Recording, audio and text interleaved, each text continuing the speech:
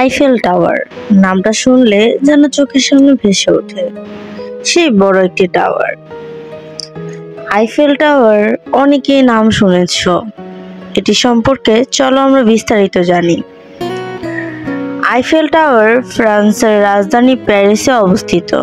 এটি বিশ্বের অন্যতম পরিচিত স্থাপত্য চিহ্ন। টাওয়ারটি 1889 সালে তৈরি হয়। এটি 1889 সালের প্যারিস বিশ্বমেলার জন্য নির্মিত হয়। নির্মাণের পরিকল্পনা করেছিলেন গুস্তাভ আইফেল। নামকরণ করা হয়েছে তার নামে। আইফেল টাওয়ারের উচ্চতা প্রায় 324 মিটার। এটি তৈরি হতে 2 বছর 2 মাস ও 5 দিন লেগেছিল। টাওয়ারটি লৌহ ধাতু দিয়ে তৈরি। এর ওজন প্রায় 10,100 টন। টাওয়ারে 18,000 লোহার টুকরো ব্যবহার করা হয়েছে।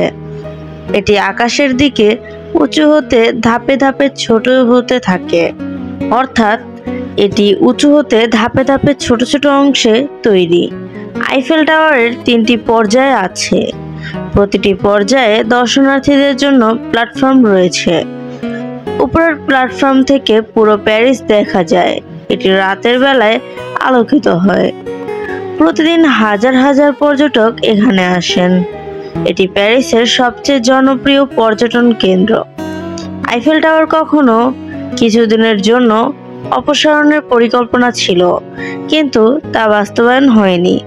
এটি প্রথমে অনেকের জন্য অদ্ভুত এবং অপ্রিয় মনে হতো, পরে এটি প্যারিসের প্রতীক হয়ে ওঠে।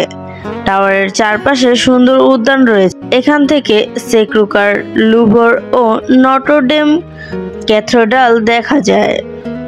টাওয়ারটি বিভিন্ন সময়ে সংস্কার ও রং পরিবর্তন হয়েছে। বর্তমানে এটি বারবার নতুন রঙে রঙিন করা হয়।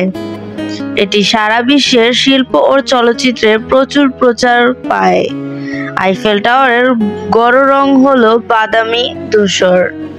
এটি শক্তিশালী এবং ঝড়ো হাওয়ার প্রতিরোধী। টাওয়ারে 2টি লিফট রয়েছে এবং সিঁড়িও আছে। পর্যটকরা সিঁড়ি দিয়ে উপরে উঠতেও পারেন। এটি বিশ্বের সবচেয়ে দর্শনীয় স্থাপত্যগুলোর মধ্যে গণ্য। প্রতিটি বছর এটি প্রায় 7 মিলিয়ন পর্যটককে আকর্ষণ করে। আইফেল টাওয়ারকে লোহা শহরের রাজা বলা হয়। এটি প্যারিসের সাথে এক অনন্য পরিচয় তৈরি করেছে। টাওয়ারটি বিভিন্ন ঋতুতে বিভিন্ন রূপে সুন্দর লাগে। শীতকালে এর আলোকসজ্জা বিশেষভাবে নজর কাড়া হয়। এটি শিল্প, স্থাপত্য ও ইতিহাসের মেলবন্ধন। আইফেল টাওয়ার প্যারিসের গর্ব ও আন্তর্জাতিক প্রতীক। এটি শুধু ফ্রান্স নয়, পুরো বিশ্বের পর্যটন শিল্পে এক অবিস্মরণীয় আইকন। প্যারিসের এই আইফেল টাওয়ার সম্পর্কে জেনে হয়তো অনেকের ভালো লেগেছে। কার কার ভালো লাগলো তা অবশ্যই কমেন্টে জানাবে। এবং এই ধরনের আরও কিছু টাওয়ার এবং বিভিন্ন দর্শনীয় স্থান সম্পর্কে জানতে হলে আমাদের চ্যানেলটিকে সাবস্ক্রাইব করে আমাদের সাথেই থাকবে।